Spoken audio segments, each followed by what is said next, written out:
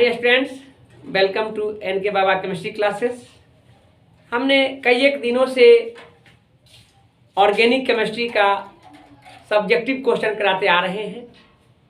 2 marks का question है उसमें, लेकिन आज हम ऑर्गेनिक केमिस्ट्री का महत्वपूर्ण क्वेश्चंस ऑब्जेक्टिव क्वेश्चंस कराने जा रहे हैं जो एग्जामिनेशन में आएगा। इतना ही मान के चलिए।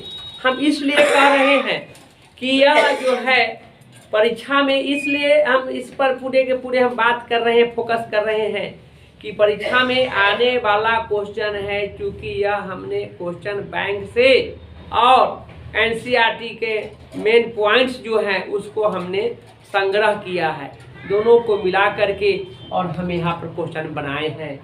और कुछ ऐसे क्वेश्चन एनसीईआरटी में क्वेश्चन बैंक में है दिया हुआ क्वेश्चन तो बहुत अच्छा है, लेकिन उसका आंसर गलत है। उसको डाउट को हमने यहाँ क्लियर किया है। तो यहाँ पर जो ऑर्गेनिक केमिस्ट्री से जितने भी इम्पोर्टेंट क्वेश्चंस हैं सबको यहाँ पर हम इंक्लूड कर रहे हैं। आप लोग पढ़िए और ज़रूर क्वेश्चन एग्जामिनेशन में आएंगे। इससे बाहर से आने की कोई आवश्यकता ही नहीं है, क्योंकि मैं एनसीईआरटी के होल बुक जो ऑर्गेनिक का है उस सबका एनसीईआरटी का पॉइंट में निकाला है। हमने पहला क्वेश्चन जो रखा है, ग्रिग्नार्ड प्रतिकारक बनाने के लिए ईथर में Mg यानी मैग्नीशियम डालकर किसके साथ प्रतिक्रिया कराते हैं। देखिए, ग्रिग्नार्ड भी है और ग्रिग्नार्ड भी कहा जाता है। एनसीईआरटी में ग्रिग्नार्ड लिखा है तो कंफ्यूज न होइएगा। ग्रिग्नार्ड और ग्रिग्नार्ड एक ही चीज है। तो आप जानेंगे कि इसमें है C2H5OH, C2H6 है, C2H5Cl है, C2H5Cl है। पहले तो आप क्वेश्चन को छांटना जानिए कि कौन नहीं होगा आंसर, उसके बाद जो बच जाएगा वही उसका आंसर होगा। आप जानिए कि बेंजी C2H6 इथेन नहीं होगा, या क्लोरोइथेन नहीं होगा, या साइनोइथेन नहीं होगा। इसलिए नहीं होगा, ग्रिग्नार्ड रिएजेंट जो है अल्कोहल देता है। क्या देता है? अल्कोहल। और अल्कोहल वाला कौन है? C2H5OH है, जिसमें OH लगा हुआ रहे, जिससे एल्किल या एरिल समूह में वह सब के सब एल्कोहल होगा, यानी इसका आंसर ए होगा। बहुत अच्छा क्वेश्चन है, प्रैक्टिस में लाइए आप लोग। नेक्स्ट है 1 डिग्री 2 डिग्री 3 डिग्री अल्कोहल में अंतर की जांच किस विधि से ज्ञात करते हैं। अच्छा क्वेश्चन ये भी है।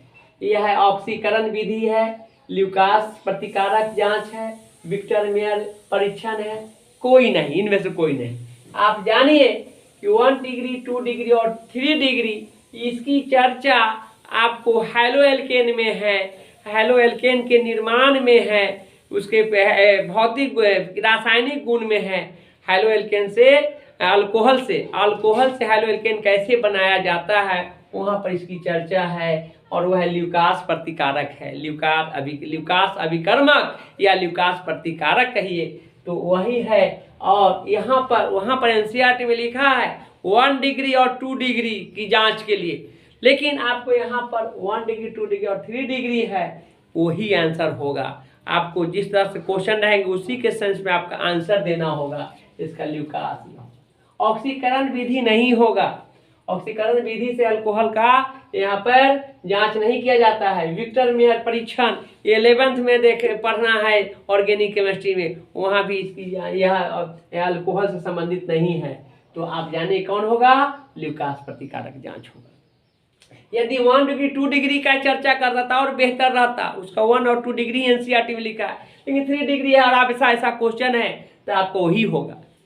नेक्स्ट है इथाइल एसीटेट एवं मेथाइल मैग्नीशियम ब्रोमाइड प्रतिकारक प्रतिक्रिया कर बनाता है 1 degree alcohol, 2 degree alcohol, 3 degree alcohol carboxylic अम्ल। देखिए यहाँ पर इथाइल एसीटेट में यहाँ पर 2 मिथाइल होगा, एसीटेट 2 यानी एक इथाइल हो गया, एक मेथाइल हो गया। तो इथाइल मिथाइल में आपको ये जानेंगे कि आपको 2 एल्किल समूह हो गया, और वहाँ पर 2 एल्किल समूह हो गया, और एक एसीटेट में एल्किल समूह है तो टोटल 3 एल्किल समूह हो गया, यानी इसका आंसर कौन होंगे?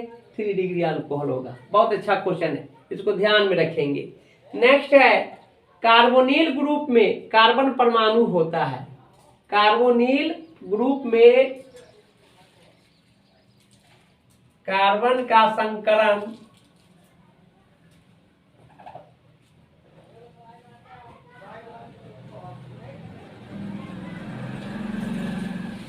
होता है।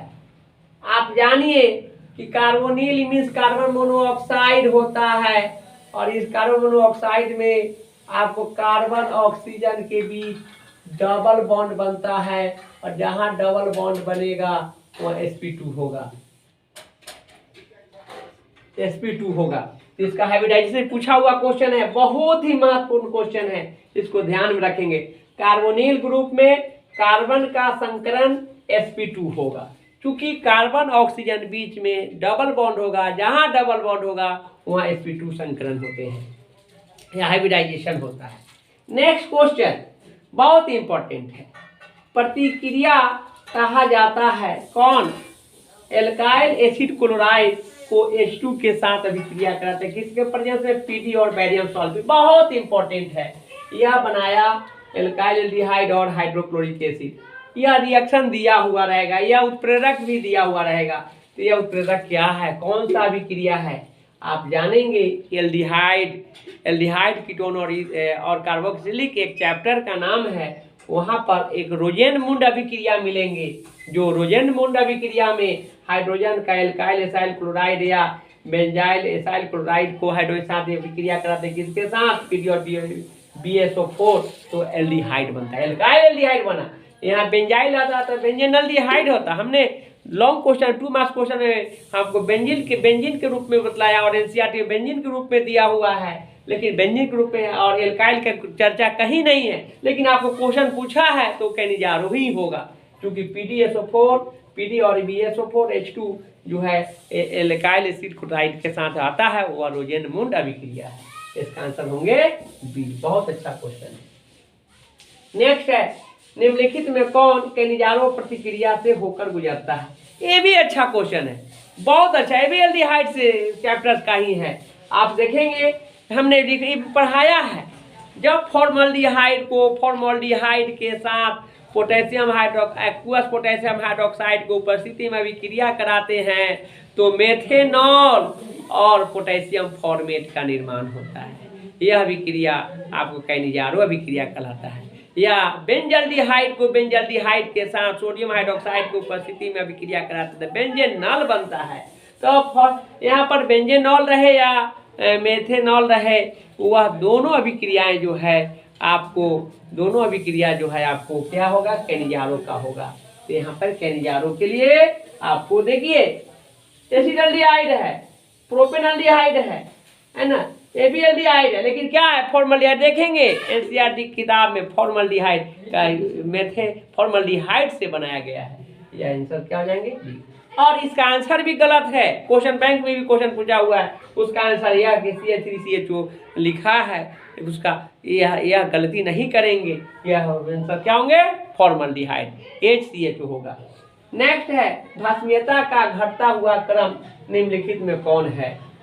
एक बात जानिए कि भास्मीयता का घटते हुए जो क्रम होगा वह यह चैप्टर एमीन से हमने लिया है।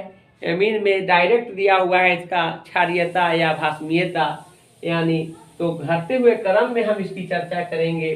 तो सबसे ज़्यादा भास्मीयता हाइड्रोजन जिसमें कम रहे उसकी भास्मीयता सबसे ज़्यादा होगा। यानी यहाँ देखिए यह टर्सरी अमीन है, सेकेंडरी अमीन है, ये प्राइमरी अमीन है, यह अमोनिया है। इसमें 3 हाइड्रोजन है, 2 हाइड्रोजन है, 1 हाइड्रोजन है, इसमें एक भी हाइड्रोजन नहीं है। इसका आंसर कौन होगा? अच्छा क्वेश्चन है, ध्यान में रखेंगे, पढ़ते रहेंगे।